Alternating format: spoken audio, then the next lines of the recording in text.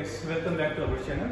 And today in our today's video I'm going to explain you about biochemistry analyzer from Diasys, and the model number is Response 910. Today I will teach you how to run the calibration, how to run the controls, and how to run the patient samples. Any question?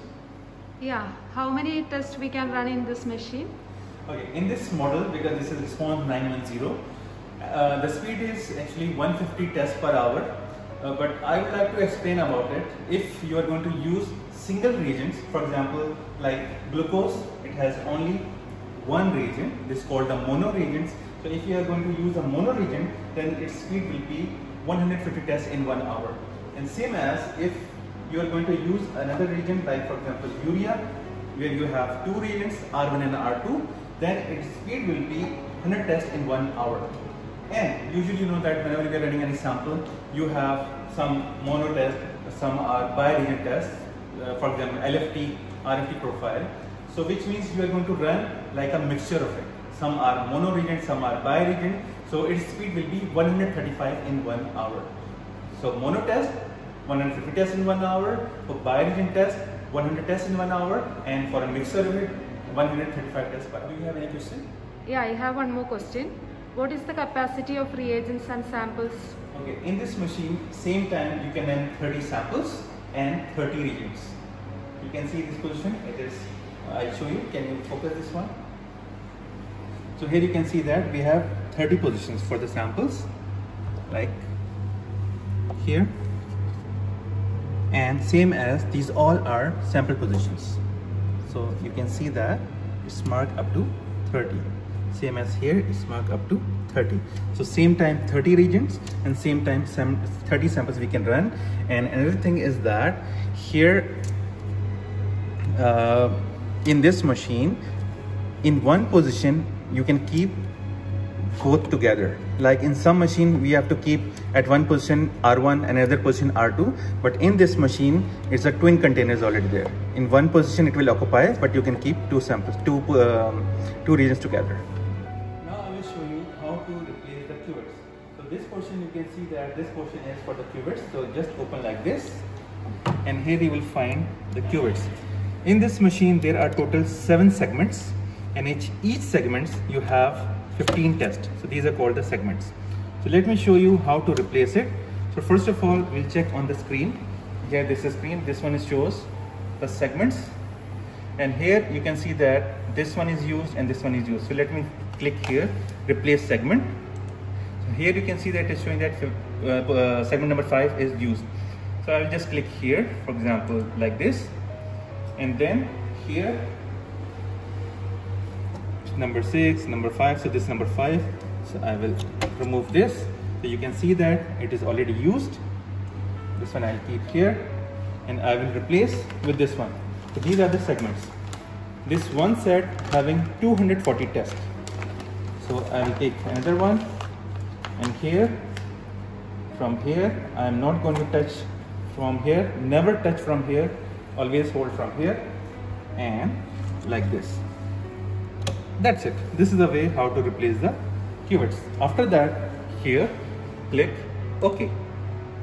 So now you can see, look at here, now it is clean. Now I'm going to tell you how to run the calibration and how to run the QC. So this is distilled water, and I have this calibrator with me. So come, I'll show you here. This is position number 1. I'm going to keep water here, and this is calibrator. I'm going to keep here at position number 2. Then I will close the lid.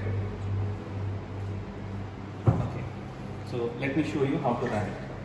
Here, first you need to click on entry, then this option calibration entry, and here, for example, I want to run calibration of cholesterol, so I will select cholesterol, and here you can see it is showing you the type of container. You can see different types of container because I kept their small Eppendorf cup, so I will select 1.5 ml cup, and then I will click here bottom, add to work list.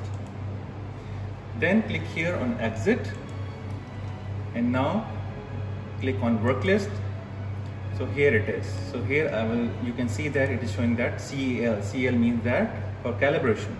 If I'll click here on automatic selections, so it will automatically assign the values here at position number 1, 2, 3, 4 like that. But if I'll click on select, so we can select as per our choice. Even though if we click here on automatic selection, so you can see it is here, position number 1 for water, position number 2 for calibrator. If you want to change the position, just click here, like you can see there, you can change the position as well. And after that, click here on run. In this position, again, if you want or you forget to change the container type, you can click here and you can select the container type and then click on run. So this is the way how to run your calibration. Now I will tell you how to run the control. Okay, so these are controls. You have two controls. One is normal, one is pair.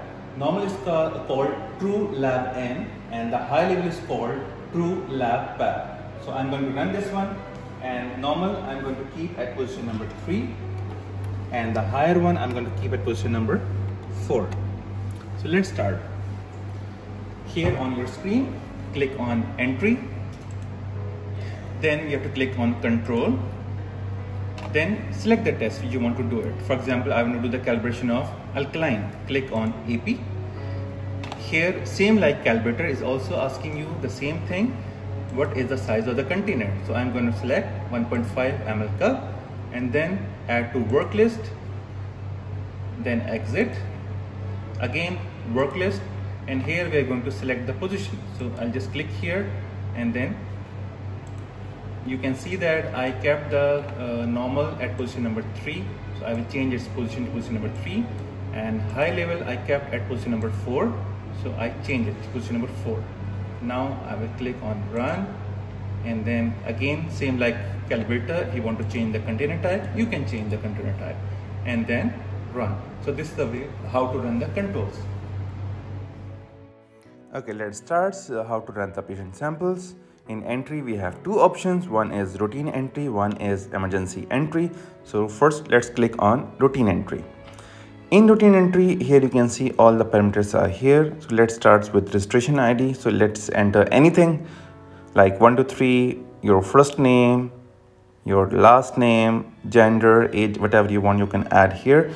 And this one is the container type. You kept there as a tube or is a Eppendorf cup, and this is the serum type, sample type, which means the serum, it's a plasma, it's a urine, CSF, whatever it is. And here you can see this is the profile wise. If you just click on profile, you can select these tests. So let me delete first old profile to show you how to make a new profile. So I'm just going to select few parameters, like for example albumin, ALT, alkaline, cholesterol, just for example like that. So I'm just going to click this save profile. So you can enter any name, for example test, and then save. So you can see now test profile is there. Now click on add to work list. So in this way, go back and click on the work list, and here you can see same like before we did for the calibration QC. Here we can select the position. For example, at the moment it is at position number 1. If you want, you can change to the position number 2, 3, 4, 5. It's up to you. Okay, so in this way we can run, and after finally just click on run. So in this way you can run your patient sample. Okay, now let's start running the patient sample on emergency basis, which is called stat sample as well. So in this machine we have only 2 stat samples. So let's run entering the patient detail, patient ID, first name, last name, gender, and select the test and click on run on stat, because this is the first sample which you are going to run on emergency basis. So it will be called as stat 1, and after that you can continue your sample. Click OK, and then that's it. Machine is going to run. Machine is started now.